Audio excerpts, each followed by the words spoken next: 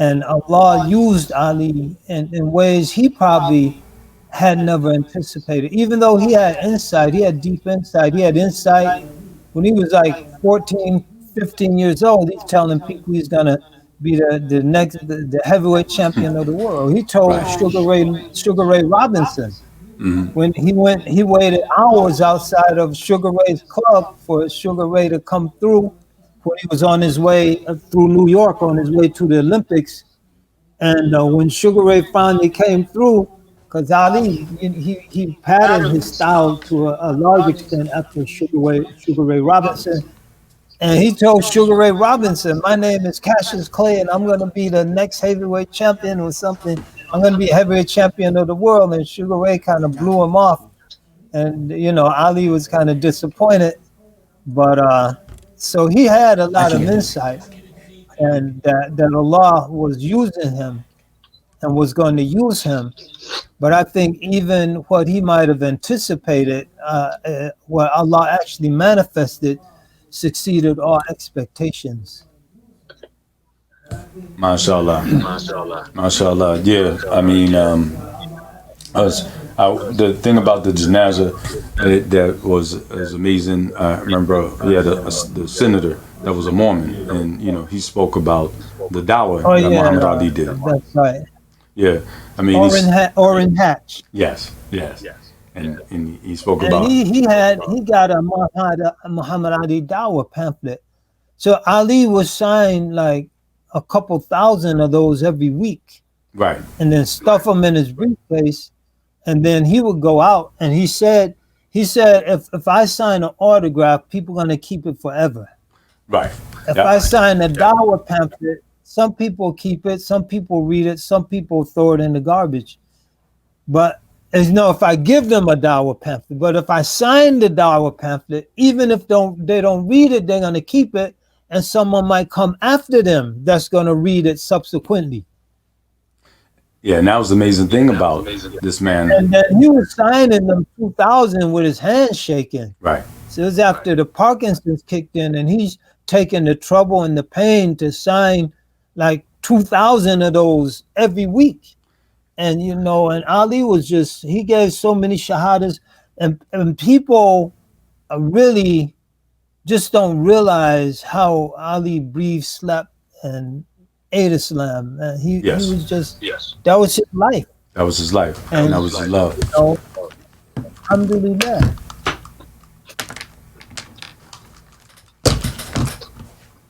Yeah, he loved the people too. I know a brother very close to him, who that Ali was saying that let's go down to the ghetto, and let me just be with the people. And then people, as soon as they saw Muhammad Ali, you got a crowd, and Ali would start giving them dawah, and then inevitably some folks start taking shahada. Right. And I think we got to really get back to that spirit. I mean, every one of us isn't going to be down on the corner giving out pamphlets, but that's the young folks should definitely be doing that. The MSA should be mobilizing to that kind of street level. But in every capacity, we got to get back to it fast. We have to, especially nowadays. Well, the thing is the thing is, like I said, even with I was with Atala, as far as what she spoke about, and she taught that about the fraternity that they had, the brotherhood that they had. And I remember when I was there at the memorial, it made me feel a certain way because one thing with Brother Malcolm was able to attract a lot of people, a lot of talent to the Nation of Islam. My father being one of them. My father had 1,480 on SATs and left the Air Force, to join the nation. So you had so many brothers that were strong. And even when my father was away, that fraternity, like you talked about, people would be like, "Oh, who's your father?" And they would look out for you. And so when she was talking about how Muhammad Ali, when that time came that, she turned 18, he came around and looked out for her, and other people will come around and look out for her. And this is what that brotherhood was. People don't understand, everybody looks at the creed as far as their belief and everything, but the beauty of that organization, the beauty of what was going on was the brotherhood. and this guy exemplified brotherhood. And once Imam Muhammad, Rahim Allah, and then came into full Islam, and they came into full Islam,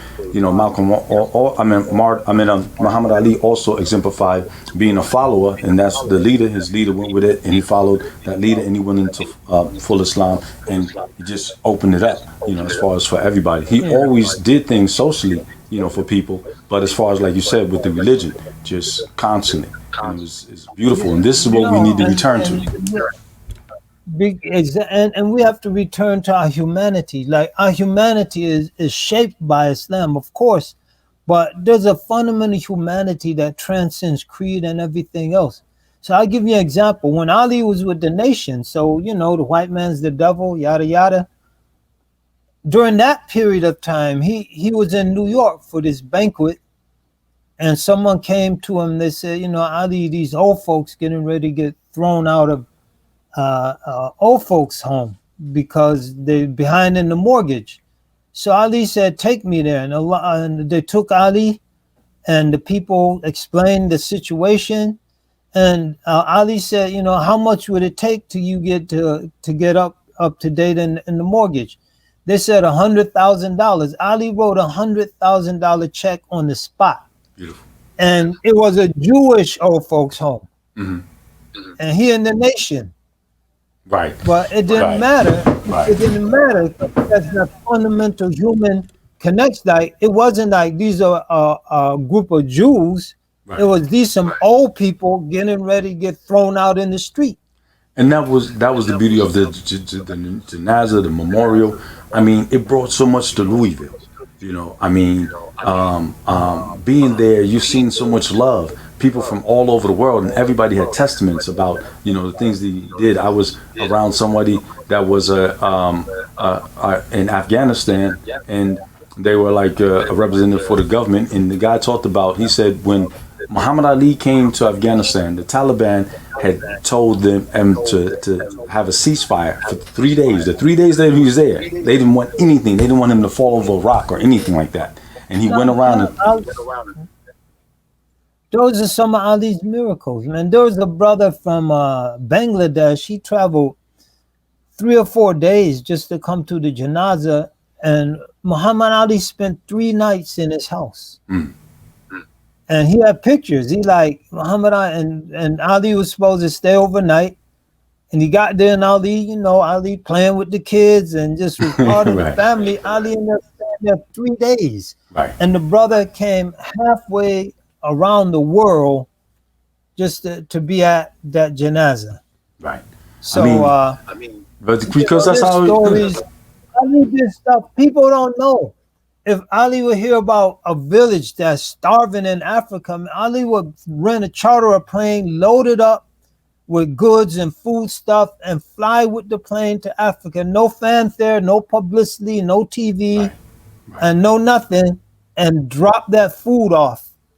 Ali was just he was an incredible human being. Right, and that's the thing is you see the greatness is in him, and one of the things that is because people always talk about the greatest, and we talk about these things greatest all the time. I mean, he was the greatest as far as one of the greatest human Americans. He was one of the greatest human Americans that I've ever seen. I've never seen anybody's funeral, president's funeral, didn't have it like his funeral was. And when you die and people come and give these type of testaments, that's the proof of the life that you live. Right. And I want to say this quickly. It's a little off topic, but I want everyone to know, because you mentioned the brotherhood between Muhammad Ali and Malcolm X, that this movie they did One Night in Miami is a total fictitious lie. Yes, I agree. And so that's not off topic, brother. That's on topic, because this is reality. Nothing in that is true. It's a Keith Powers figment of his imagination. It's called reimagining historical events. It's called historical fiction. And you just make up how you think it would have gone down. Right. And all that stuff, Jim Brown calling Ali, Malcolm X yellow, asking, where's the, P at, and sneaking in alcohol, and Malcolm X seeming like a confused wimp. Right. All of that stuff is a total lie that belies the nature of the friendship between those men. But see, I just wanted to say that. No. You know what? Alhamdulillah that you did, because this is something that we need to get on. Because I even heard about his wife when his first wife had complained about the movie. And when I first saw the movie, I don't call it what is it? One Night in Miami. I call it One Lie in Miami, because that's what it was. One lie in Miami, straight lie. Yeah, from beginning to stuff happened. First, and the thing is this. Why would you have it first? Like, a lot of people don't understand. At that time, you're saying that Malcolm was like 38, 39, and these are kids, 20s, in their 20s. Yeah. Nobody disrespected Malcolm in that type of way. That's it. Ali just turned 22. This is your mentor. You're in awe of. Exactly. And, you're in his room jumping. Everybody, like you said, everybody was in awe. If you look at the movie, you look at when Malcolm X was at the police station, and he came out, and the two crowds, he had the nation, and then he had the other guys, and he just moved his finger, and he cleared the crowd. That's how much respect that the people had. Like I said, that's too much power for one man. And so here they show the movie, and it's like, what's the point? That you're gonna have a young guy, Jim Brown, controlling the situation. You're gonna have Malcolm X over a camera. You're gonna have Malcolm X that he was trying to make money, from Muhammad Ali. Well, we have to, is he gonna sign with us? When this man was going around the world, sitting down with world leaders, Arab leaders, going to Saudi, these people were taking him in and sitting down, and you think that he's gonna need an income from somebody? But like you said, it's a propaganda, continuation of messing up, these people's images. It's all part of this effort to, for lack of a better term, to destroy any dignity left with the black man. Right. This is all about this whole deconstruction. Is coming out of the ideological side of Black Lives Matter. Like the whole charter of Black Lives Matter was started by 3 queer women to disrupt patriarchal normalcy, right, and all this stuff. Disrupt the family, and so disrupt male leadership. That whole Black Lives Matter charter. It says I used to send that. I used to send that to people because I used to send that to people. It clearly says to disrupt the patriarchal system. I'm like, okay, wait, how is that anything saving black man? To push queer lives. So this is a program, and people have to realize, like I told them, I said, and that is the ideology informing that One Life in Miami. So right, you make the strong Muslim figures, Ali and Malcolm X, look like totally lost, ridiculous, weak, right, confused, unsure, buffoon. Make Ali look like a buffoon. And then the secular figures, Jim Brown and Sam Cooke, come off intelligent, reasonable. Exactly. It's a shame. And it's a shame to see. The thing is this, like, one of the things with our program, what we have is, we're in opposition to what we call white supremacy media. And regular media is supremacy media. They started out 100 years ago with Birth of a Nation, and that's why Wilson played in the White House, not just because it was a great movie, because with that propaganda machine, they can be able to change things and create lies, because they lied about what was happening there, and they continue for the past 100 years to continue to do these type of lies. And so here we are, just happy that, we got a film about black people, and nobody's doing any fact checking.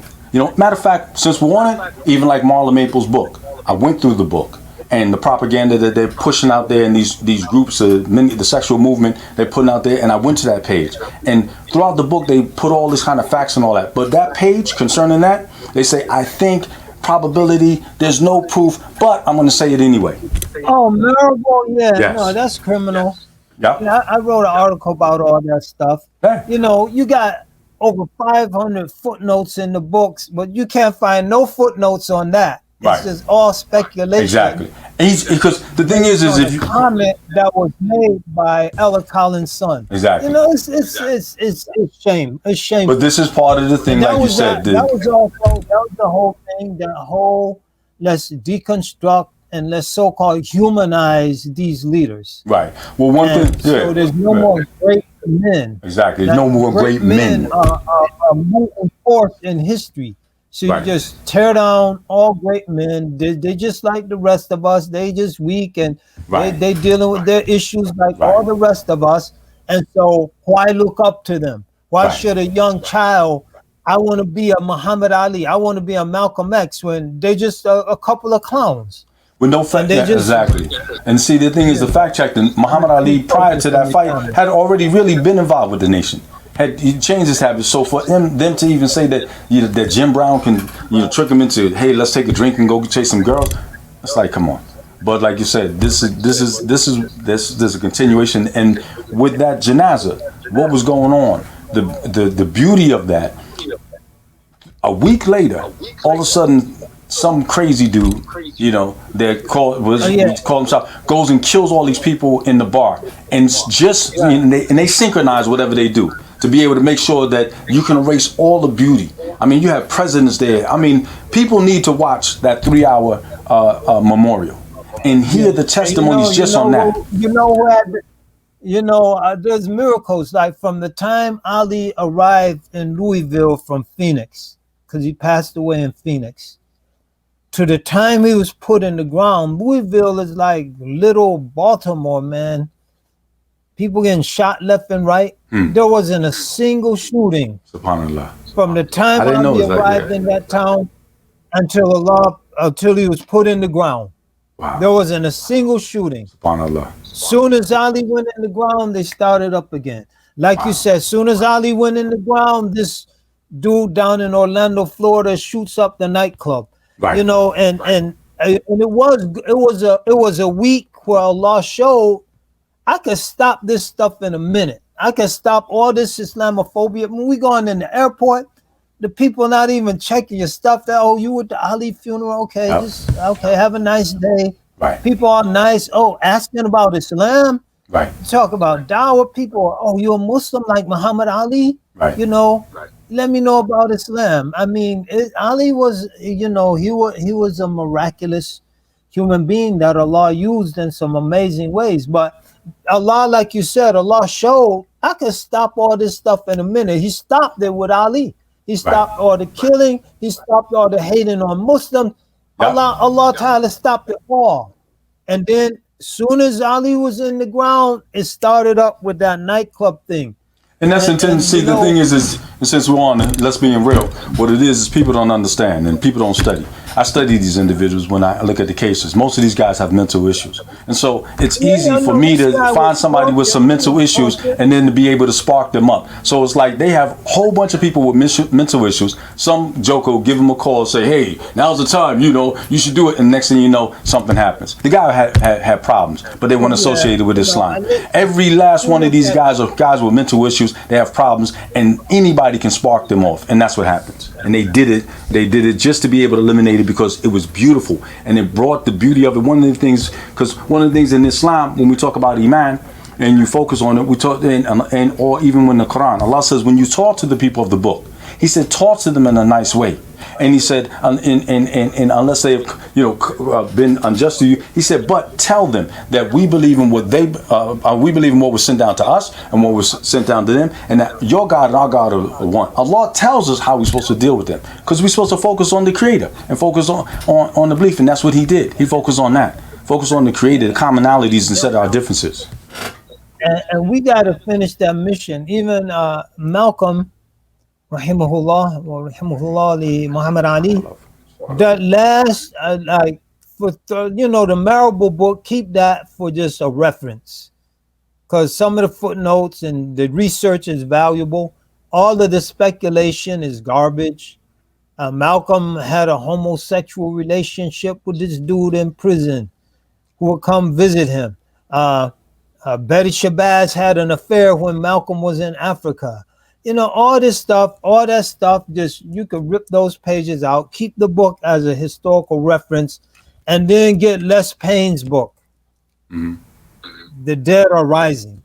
Right. That's true academic journalism, and that just lays out the facts as they were.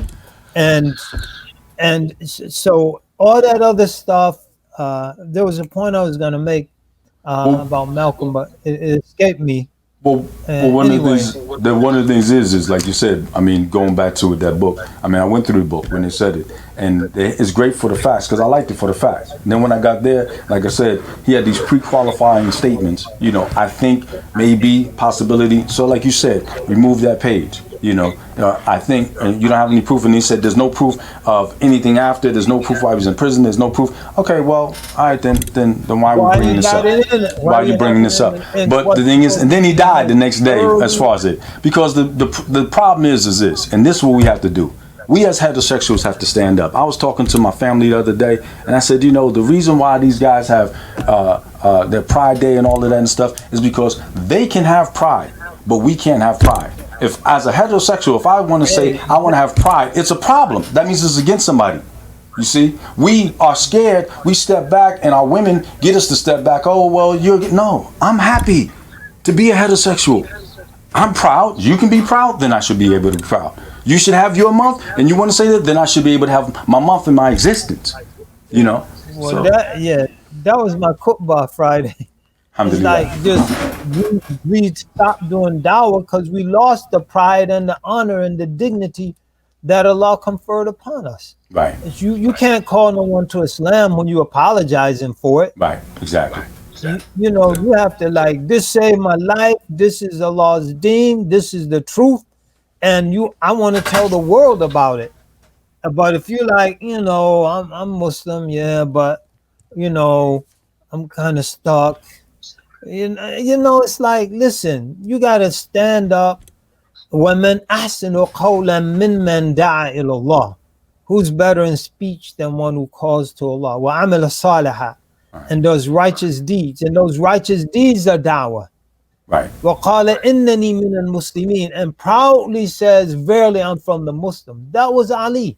Right. Ali didn't let no one stop him from being a Muslim. He didn't let no one stop him from calling people and talking about Islam everywhere he went. He didn't let anyone stop him from giving a dawah pamphlet to a senator. Right. Yeah. And Orrin Hatch, so proud he got that dawah pamphlet. Yeah. Well, he said it. He said thousands of people would stand online to get that at a Mormon convention. And you know, my uncle used to travel with him sometimes, and like you said, that's what he would do. Wherever you go, he had that briefcase, and he would sign. You want my signature? And here it is. And it was a dawah piece on Islam. And that's what you do. You don't hide. You don't have to apologize. You know, about the faith. And like I told the people, right now, people need to realize this whole COVID thing has shut down the masjids and made them empty.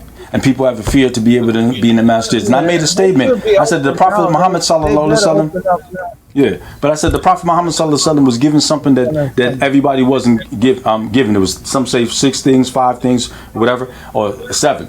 And one of them was that the whole earth is the masjid. And we have a hadith of Ibn Umar radiallahu anhu, because it was Ibn Umar was talking about with his father, and it was time they made prostration, and it was out in the street, or not in the middle of the street, but outside. And he said, why did you do that? And he reminded him about that hadith where the Prophet sallallahu alaihi wasallam was given that. So wherever you are, you pray. And so I go to the masjids. The masjids are empty. The masjid's been empty. They're empty for Fajr. They're empty for, Dhuhr. They're empty for Asr. They're empty, maybe 10 people. When I say empty, meaning if you got 2,000 people in your community and you have 20 people, and that's great, most places, that means it's empty. So that means if we're not praying outside at where we are, we're not praying where we are. And when people see the beauty of this religion, and this religion is prayer.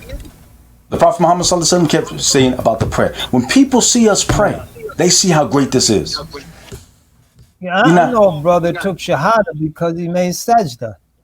He came to a class we were having for just introducing Islam, and his friend was coming to the class, and then after that they were going to a party, And his friend said, instead of me going to the class, coming back to get you, then we going downtown to the party, just come to me with the class, just sit there. When we're done, we just keep on going downtown to the party.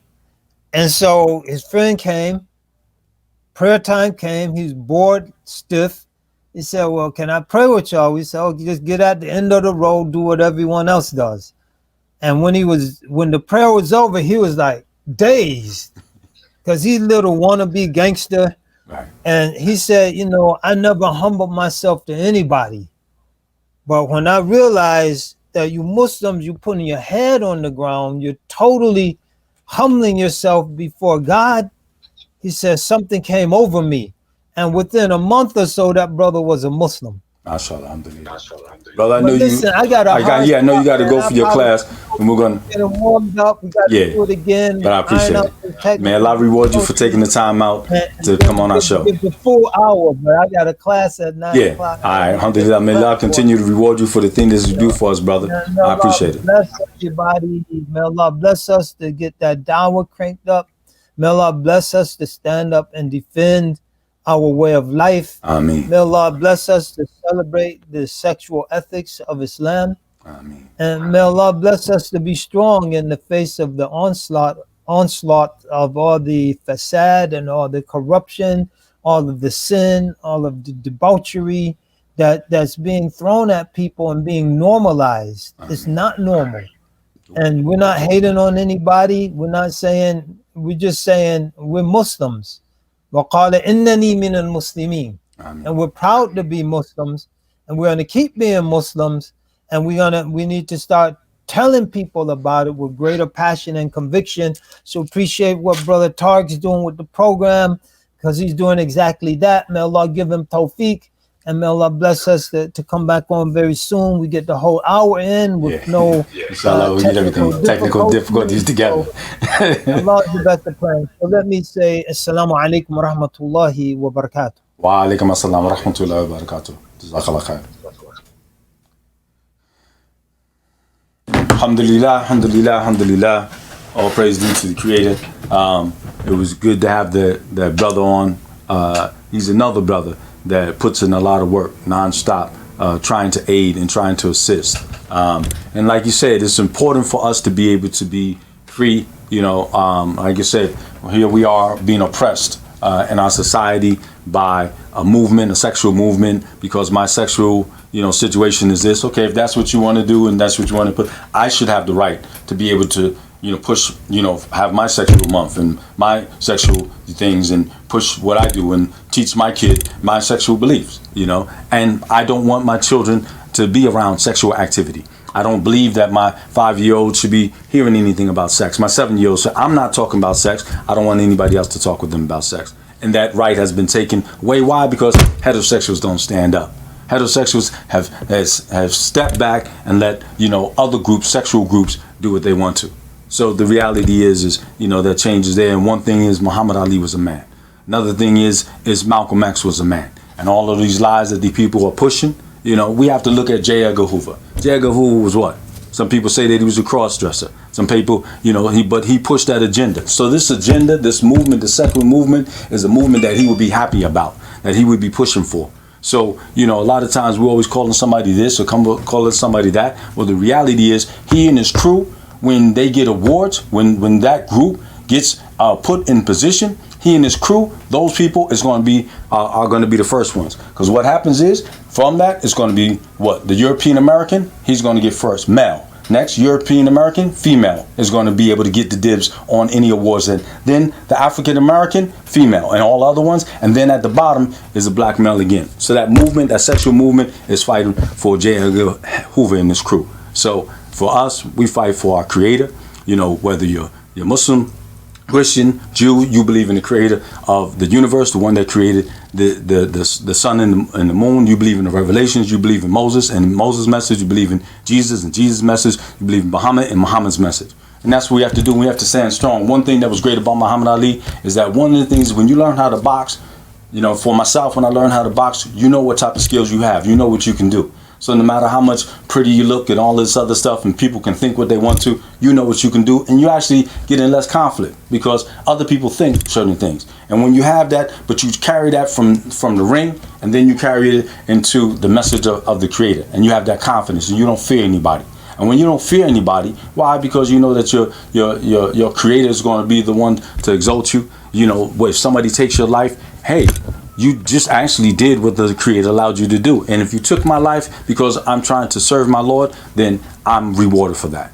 So, great man. And like I said, my guest was a great man. I'm going to end this with my sister, Atala Shabazz. That's the daughter of Malcolm X. And they're going to play that, and the show's going to be over after that's over. But I appreciate it. Thank you very much. Brother, if you can play that video, we can end it with some great words from the daughter of Malcolm X and Sister Betty Shabazz. Assalamu alaikum. May peace be on all of us. As this is a homegoing celebration, I find myself balanced between that of celebration and depletion, loss, and somehow another, my breathing capacity has been weakened this past week. So I ask all of you gathered and afar to please muster up and transmit a bit of your air to me. In the memory of Muhammad Ali, thank you all. Shukran, merci, obrigado, mushakir, gracias, shukriya, and more as the globe centers at this very moment amidst the holy month of Ramadan, where every 2 hours there's a time zone praying and including Muhammad Ali and his family in their thoughts. Amidst that are the prayers of all faiths, all those touched, even those that don't claim a religion are feeling something right now in honor of the family and the memory of their father, husband. In the spirit of my parents, Malcolm X Shabazz and Dr. Betty Shabazz,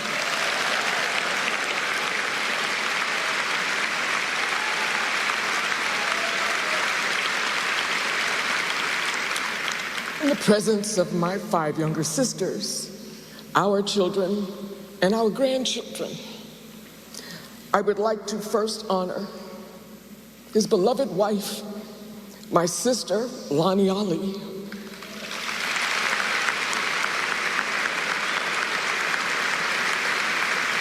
for all the strengths that you know and that resonate beyond. Sometimes you do need a little help, no matter how magnificent you are. And indeed, those that were with him, that loved him, his family members, sustained that. His 9 children, and I will name them: Miriam, Rashida, Jamila, Muhammad Jr., Khalila, Mia, Hannah, Layla, and Assad, as well as their mothers, and the 3rd generation of Ali grandchildren who accompany them.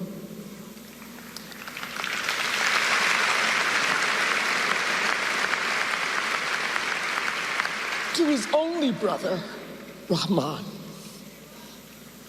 to his extraordinary example of a best friend, Howard Bingham,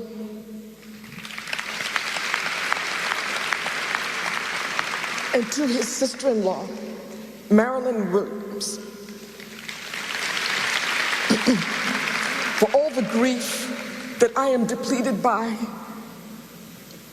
and others are feeling by his transition. There is none comparable to yours, and I know that. On this day and those to come, as you redefine your waking days, with a life without him here presently. Very different. Photos, memories, all the things that we have on him that keep him going. He touched you differently, and that has to be honored and recognized. Never forsaken.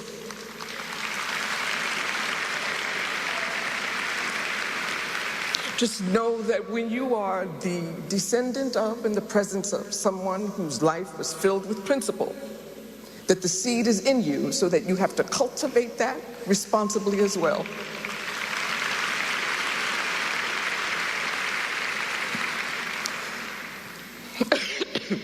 This moment is very meaningful for me to have been amongst those chosen and blessed by Muhammad himself and affirmed by his wife Lonnie to take part by sharing a prose of a statement during this homegoing ceremony.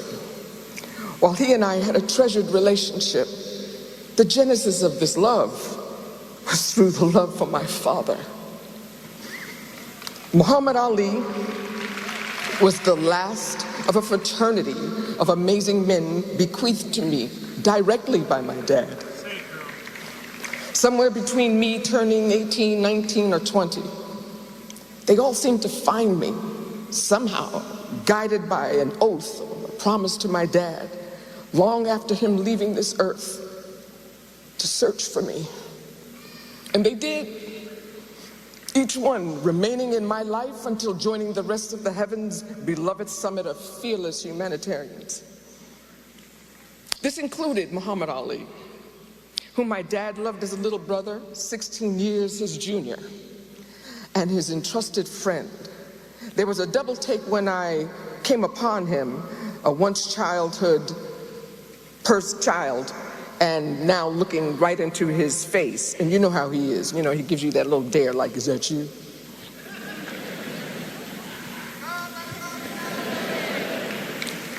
From the very moment we found one another, it was as if no time had passed at all, despite all of the presumptions of division, despite all the efforts at separation, despite all of the organized distancing. We dove right into all of the unrequited, yet stated and duly acknowledged spaces we could explore and uncover privately. We cried out loud. His belt, his grief for having not spoken to my dad before he left. And then just as loudly, we'd laugh about the best of stories and some that can't be repeated. He was really funny. What was significant as brothers for my father and Ali was their ability to discuss openly anything, all facets of life, namely the true meaning as men with great responsibilities bestowed to them, of how to make an equitable difference in the lives of others. A unifying topic was faith, an ecumenical faith, respect for faith, all faiths, even if belonging to one specific religion or none, the root of such being the gift of faith itself. So in his own words, he wrote, "We all have the same God. We just serve him differently. Rivers, lakes, ponds, streams, oceans, all have different names, but they all contain water. So do religions have different names, and yet they all contain truth. Truth expressed in different ways and forms and times. It doesn't matter whether you're a Muslim, a Christian, or a Jew. When you believe in God, you should believe all people are part of one family.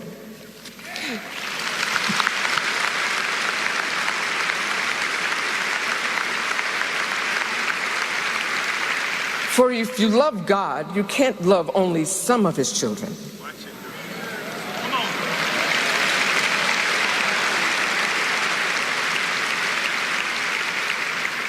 His words, and certainly ideals shared by both men.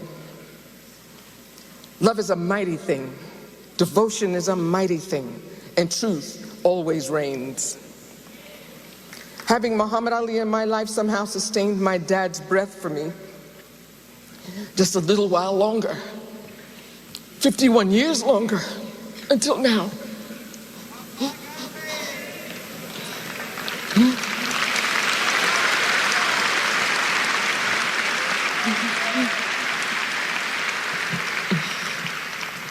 I am forever grateful that our union on this earth together allowed for me a continuum of shared understanding, preserved confidentialities, and the comfort of living in his hometown of Louisville, Kentucky for the past 6 years.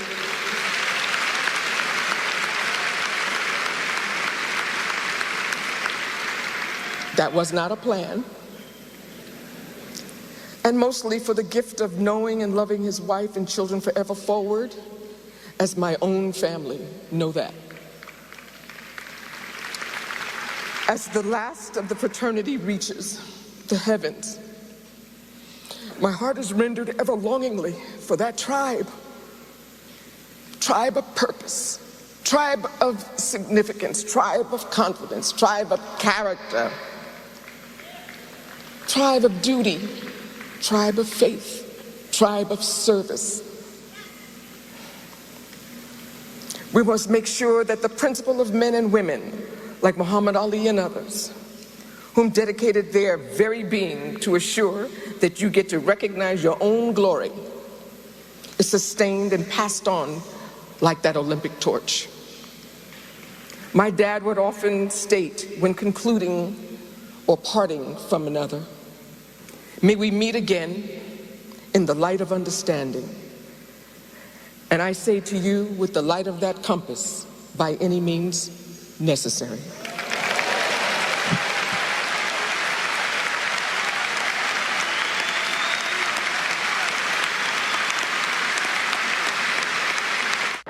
As I said earlier, in my conclusion, I'm a Muslim.